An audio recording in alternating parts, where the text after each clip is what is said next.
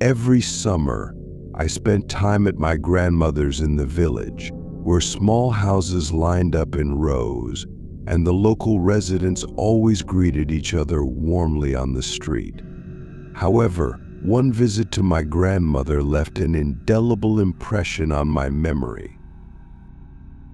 One beautiful day, I decided to take a walk around the area and stumbled upon an old, abandoned house surrounded by dense forest. The house looked forgotten by time, but what surprised me was the faint sound of a frying pan sizzling and the aroma of cooking coming from inside. I thought that perhaps someone from the locals had decided to take shelter in this house.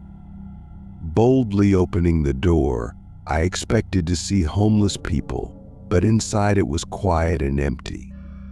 An old frying pan stood on the stove in the kitchen, but no one was around. A feeling of bewilderment came over me. I returned to my grandmother and told her about my experience. She smiled and said that this house had been uninhabited for many years. However, many years ago, an old woman lived in this house whom the locals called a witch. They say she knew how to cook magical infusions and potions. I felt scared. The mysterious house, the smell of cooking, and the story of the witch did their job. I always thought my home was a safe place, a sanctuary from the outside world and its dangers. But one night forever changed my perception of reality. The night started as usual. I lay in my bed, wrapped in my blanket, trying to fall asleep. Suddenly I felt something warm and moist touch my hand, which I had let hang off the bed. An instant feeling of fear gripped me. I quickly pulled my hand back and scanned the room, but saw nothing.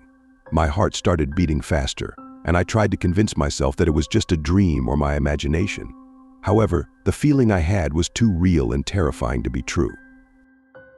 I decided to just go back to sleep, but every time I closed my eyes, I felt the fear engulf me again.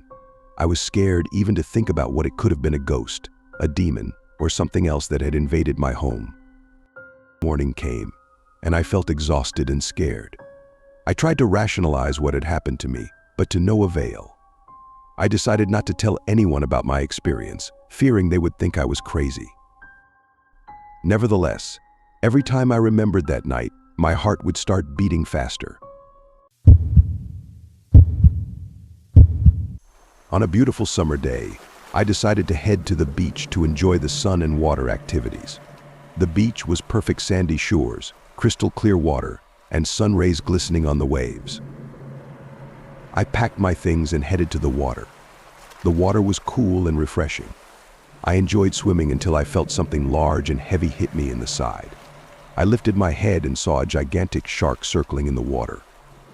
Panic gripped me. The shark attacked me again, this time its teeth piercing my leg. I tried to push it away, screaming in pain and fear. The water turned red from my blood. My reaction was immediate. I tried to reach the nearest rock to shield myself from the shark.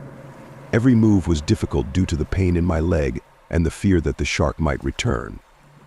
Eventually, I reached the rock and pulled myself onto the shore, breathing heavily and looking around to make sure the shark was no longer pursuing me. I was in shock from what had happened but needed to somehow get help.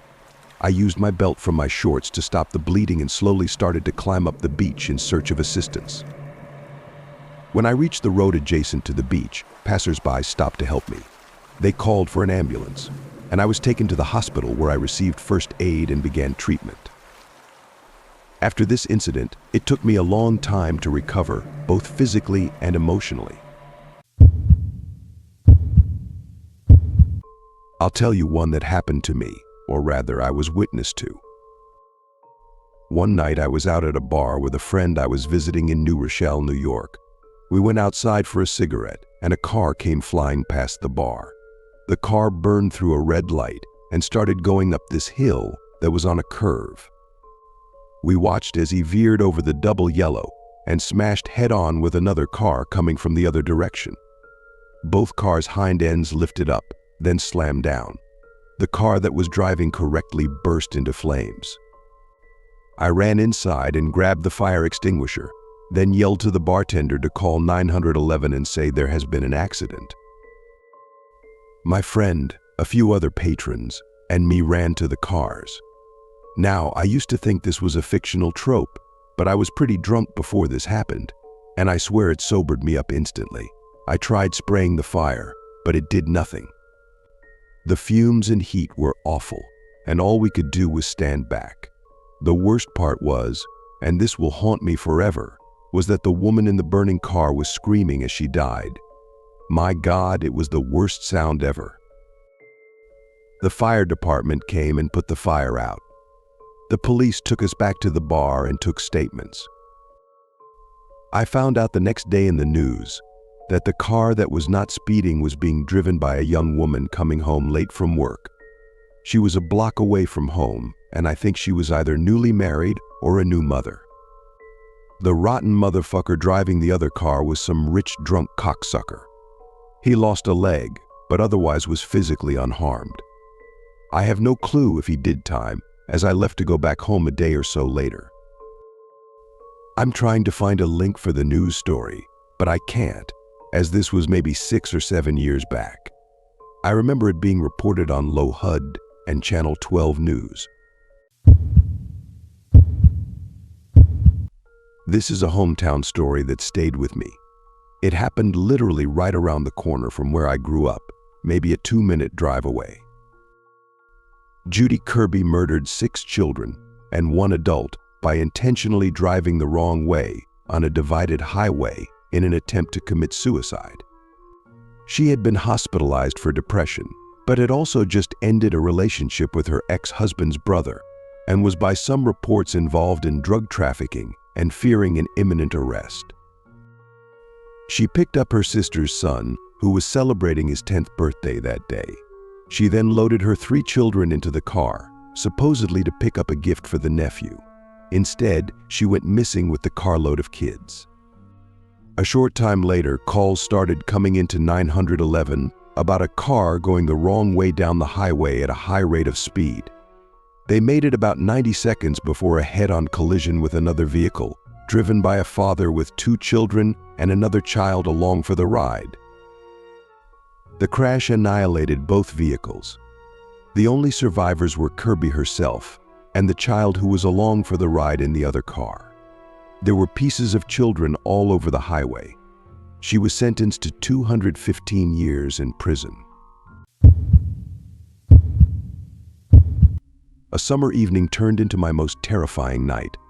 I was walking through the city when I noticed an entrance to an abandoned hospital on the corner of one of the streets. My curiosity got the better of me, and I decided to take a look inside. I hoped to find something interesting, but instead, I was met with a horrifying scene. Entering inside, I discovered that the hospital looked as if time had stopped here decades ago. The walls were peeling, furniture was scattered throughout the building. Walking down the corridors, I heard something strange, a whisper and faint noises coming from afar. I decided to follow these sounds, and they led me to a hall, which was likely the hospital's dining area. There, in the semi-darkness, I saw a man. He was dirty and ragged, eating something. Coming closer, I realized they were bones, and the meat on them was human. Seeing me, he lifted his head, his eyes filled with madness. He screamed, an inhuman shriek that made me turn around and run from the place, trying not to look back. Every step I took felt like an eternity. I felt he was watching me. His screams didn't stop. My heart was pounding so fast I could feel the blood pulsating in my temples. The shadow of the hospital, cast by the flashlight on the ground, seemed like a giant claw ready to grab me and pull me into the darkness. When I ran out of the hospital and reached my home, I was drenched in sweat and trembling with fear. It took me some time to come to my senses and make sense of what had happened. I locked myself in my room and tried to calm down, but the image of that man haunted me. In the following days, I tried to forget what had happened, but despite all my efforts, I saw his face in my nightmares. I decided to tell my friends about it, but they didn't believe me. They thought it was just my imagination or a bad joke. Nevertheless, I decided to return there during the day to make sure it was all just my imagination. To my surprise, the hospital was the same abandoned place, but I found no trace of the man. Once, on a cold autumn evening, my best friend Alexei and I decided to take a small suburban trip. Our plan was simple: to drive out of town, explore the area, and possibly have a small picnic. But what began as an ordinary trip turned into a real nightmare. Our plans changed when we noticed the railroad tracks leading to a secret military base. The road passed by fences hung with cameras and signs reading "Top Secret." This stretch of track was known as a place where you could sometimes see trucks delivering unknown cargo. Despite feeling uneasy, we decided to continue driving. But as we approached the area, our car suddenly broke down. We tried to restart it again and again, but to no avail. I took out the camera to capture this strange place, but the equipment started glitching. The video would cut out periodically, the sound was distorted, and the image would disappear. It seemed like something didn't want us to document this place. While Alexei tried to fix the car, I decided to look around closer. My eyes fell on strange rags hanging from the trees around. They looked very old and worn out. Road signs were overturned, and a strange, unsettling feeling hung in the air. Then I heard a sound. It was a low hum coming from somewhere beneath the ground. I tried to pinpoint where exactly this sound was coming from, but it seemed to be everywhere. It was terrifying. We decided to return to the car and try to fix it. While Alexei was busy with the car, I heard something else. It was a whisper. I couldn't understand what these voices were saying, but they sounded like cries of despair. When Alexei finally managed to start the car, we decided to leave that place as quickly as possible. But as we drove away, I saw something terrifying, something that seemed to have escaped from the military base. It was a creature unlike anything I had ever seen before. It had a strange shape, its eyes gleamed in the darkness, and its movements were fast and cunning. We couldn't resist and continued to drive away. Upon returning home, we decided not to tell anyone about what had happened, but it was impossible to forget.